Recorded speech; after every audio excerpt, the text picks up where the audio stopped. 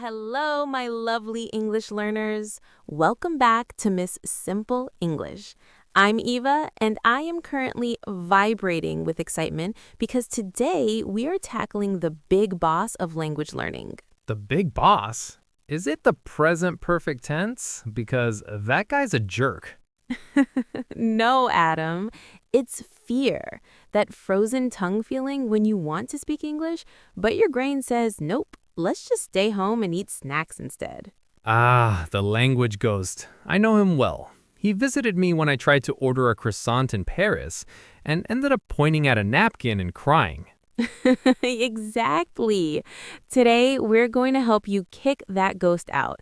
If you're shy, if you're quiet, if you're terrified of making a mistake, this episode is for you. So, Adam, why do you think people are so scared to open their mouths? It's the perfection magnet. Everyone feels this heavy pull to sound like a movie star or a famous writer. They think if they aren't perfect, they're failing. But newsflash, I'm a native speaker and I just said library instead of library 5 minutes ago. Actually, you did. I was going to let it slide and be a nice friend, but since you brought it up, I'm going to tease you about it for at least an hour. Hey, stop it. My point is, beginners think a mistake is a giant car crash. It's not. It's just a tiny speed bump on a very long, fun road. Right. I always tell my students, communication is better than perfection. If you say, I go store, and I give you the apple you wanted, you succeeded. You communicated. The world didn't end and you didn't die. Exactly. You got your apple and you used your English. That's a 100% win in my book. Okay, let's get into the tips. My favorite for shy people, the mirror talk. Oh, here we go. Eva talking to herself in the mirror again. Who's a good English speaker? You are. Shush, it works.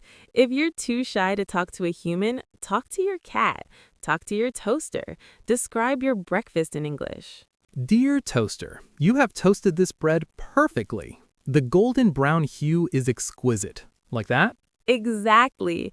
It builds muscle memory. Your mouth needs to practice moving in new ways. It's like a workout for your face. My top tip for the shy learners out there is called the comfort bubble.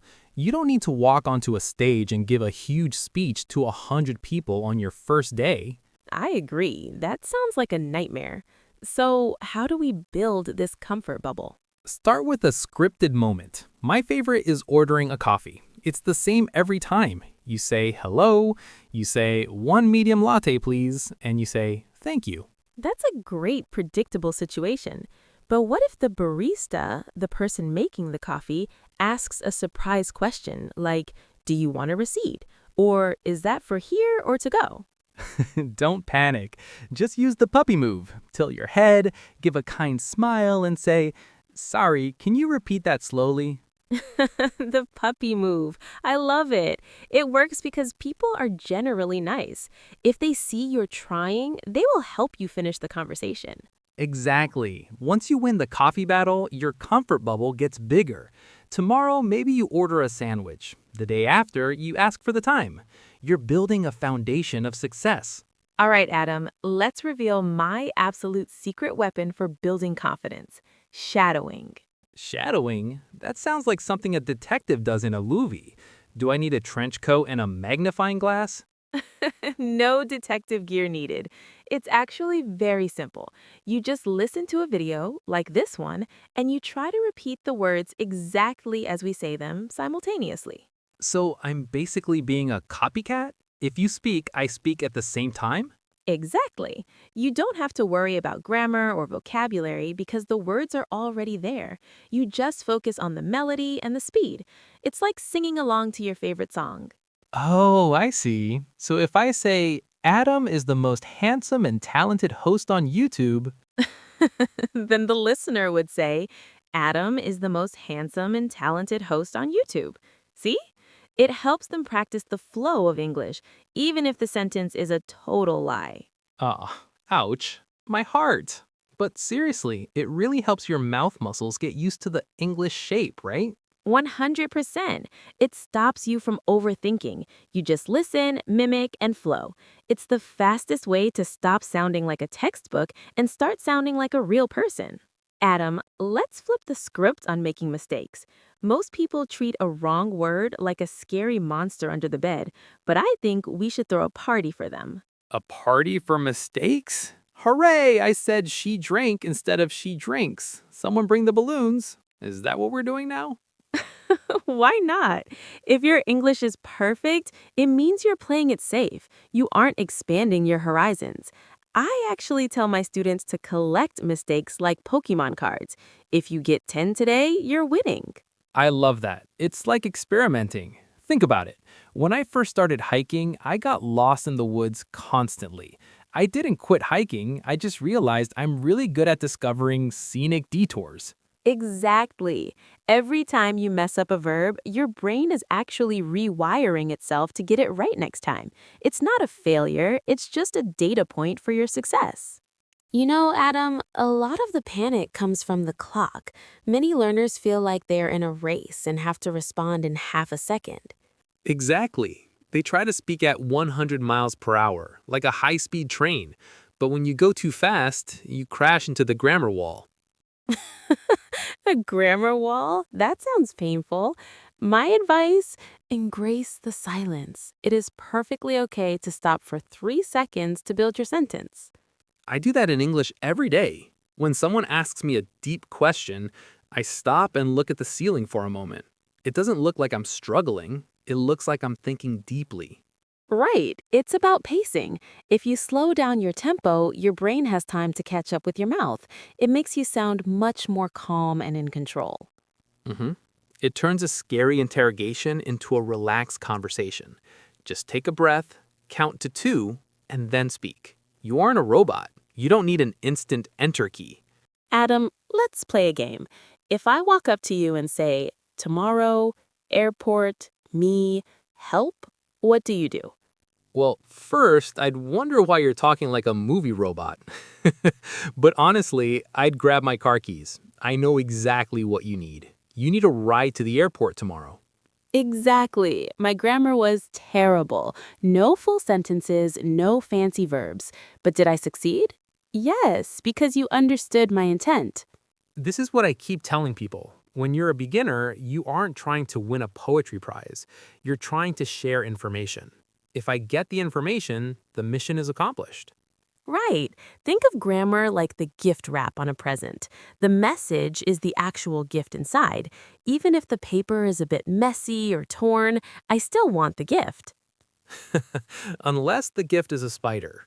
But seriously, don't let a missing the or a wrong ed ending stop you from speaking. If you wait until your grammar is perfect before you speak, you'll be waiting until the year 3000. Eva, I have a secret trick to stop the shaking hands and the fast heartbeat. When you open your mouth to speak, imagine the person in front of you is your favorite aunt or a sweet grandma. A grandma? Should I offer them a cookie before I start speaking English?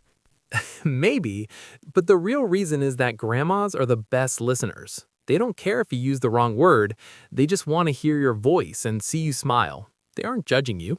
That is so true. We often feel like the person we are talking to is a scary judge or a mean boss, but usually they're just a friendly neighbor. Exactly. If you change how you see the other person, your anxiety disappears. You realize they aren't waiting for you to fail, they're actually waiting for you to succeed. I love that. Most people are actually very patient. If they see you're trying your best, they will try their best to understand you. It's a two-way street.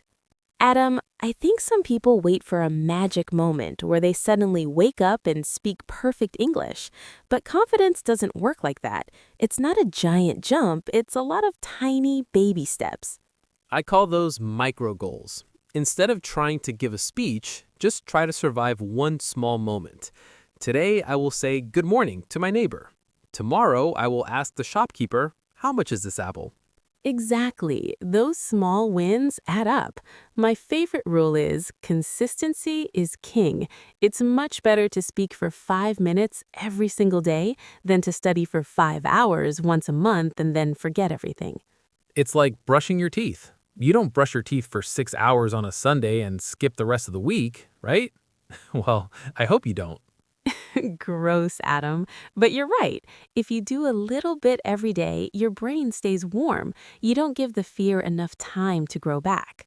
So don't look at the top of the mountain, just look at your feet and take one small step today. Even a tiny hello is a huge victory. Well, my friends, my voice is getting a bit tired, but my heart is full. If this episode helped you feel even 1% more brave today, then we've done our job. But wait, don't just walk away and forget us. If you want to keep this no fear energy going, you need to join the Miss Simple English family. Yes, please smash that like button. Hit it like you're hitting your fears away. And subscribe so you never miss our weekly coffee chats. And hey, be a hero. Share this podcast with that one friend who is always too shy to speak. Let's build a whole army of brave English speakers.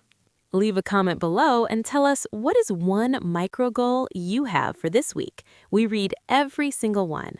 Especially the ones that say I'm the funny one. Goodbye, everyone. We love you. See you in the next one.